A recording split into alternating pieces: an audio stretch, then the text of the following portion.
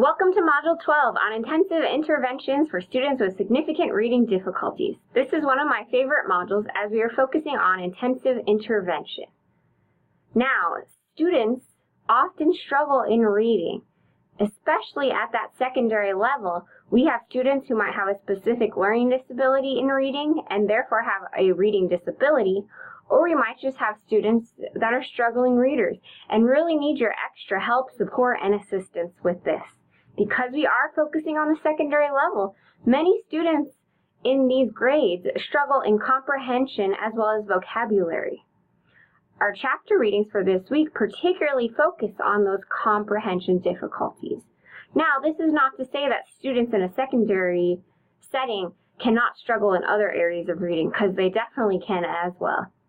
We will not be using the content area reading textbook. This week, your readings will come from Killinger, Vaughn, and Boardman 2015 in Chapter 4 and Chapter 7. As I stated before, your authors are mainly going to be focusing on comprehension difficulties for those chapters.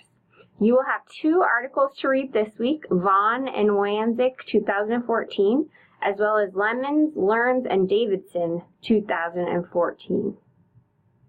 The discussion this week will relate to your two chapter readings as well as the extra article by Lemons et al. 2014.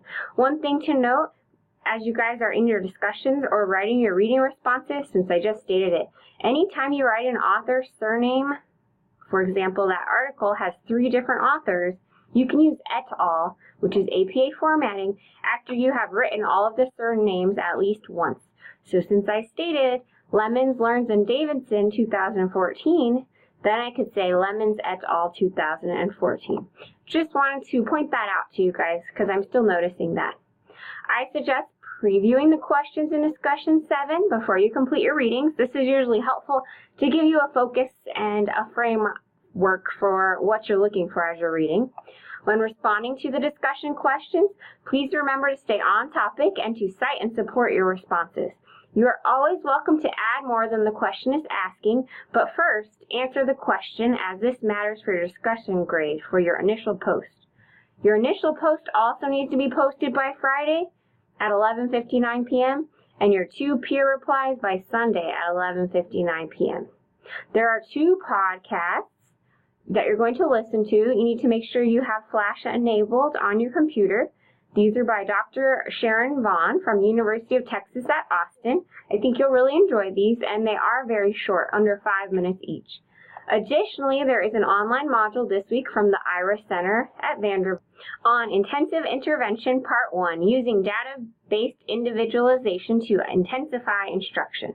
Although you are not turning in the assessment questions for this module, I would use them as a guide to have for notes as you complete this module to be ready to remember the main points.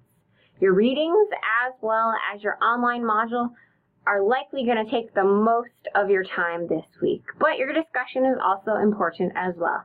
Remember to take Quiz 11 after you completed all of our activities and readings for the week. There is no publisher presentation because we are not using the content area reading textbook. Now, this is not due in this module, but I wanted to remind the graduate students that the Comprehension Strategies essay is coming up. This is only for graduate students. Undergraduate students do not have to do this. The directions, rubric, and student example are available online for this assignment already, so you can feel free to get started as you want to within the time you have available. That's all I have for you in this module. If you have any questions or need any help, please feel free to email me. I'm here for you.